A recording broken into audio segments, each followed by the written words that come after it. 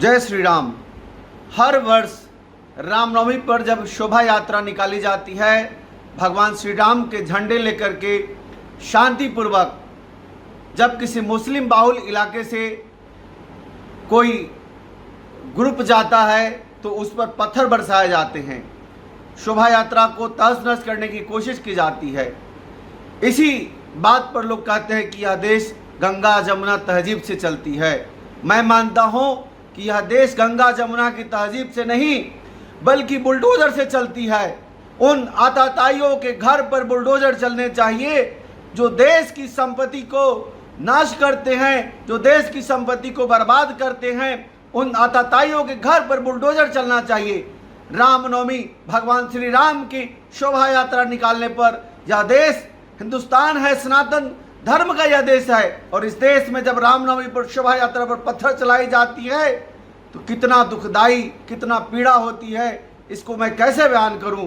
इसीलिए जरूरत है, इस देश में बुलडोजर की जरूरत है। बुलडोजर चला करके उन आतताइयों, आतंकियों के घर को तोड़ना चाहिए जो सरकारी क्षति को, सरकारी संपत्ति को क्षति पहुंचाते हैं। जय श्री राम।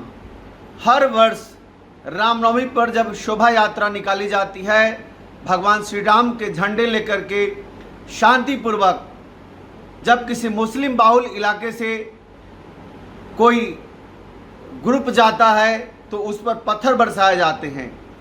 शोभा यात्रा को तहस नहस करने की कोशिश की जाती है। इसी बात पर लोग कहते हैं कि यह देश गंगा जमुना तहजीब से चलती है। मैं मानता हूं कि यह देश गंगा जमुना की तहजीब से नहीं बल्कि बुलडोजर से चलती है। उन आताताइयों के घर पर बुलडोजर चलने चाहिए जो देश की संपत्ति को नाश करते हैं, जो देश की संपत्ति को बर्बाद करते हैं। उन आताताइयों के घर पर बुलडोजर चलना चाहिए। रामनवमी भगवान श्री राम की शोभा यात्रा निकालने पर यह देश हिंदुस्तान है, सनातन धर्म का यह देश है, और इस देश में जब रामनवमी पर शोभा यात्रा पर पत्थर चलाई जाती है तो कितना दुखदाई, कितना पीड़ा होती है, इसको मैं कैसे बयान करूं। इसीलिए जरूरत है, इस देश में बुलडोजर की जरूरत है। बुलडोजर चला करके उन आतताइयों, आतंकियों के घर को तोड़ना चाहिए जो सरकारी क्षति को, सरकारी संपत्ति को क्षति पहुंचाते हैं। जय श्री राम।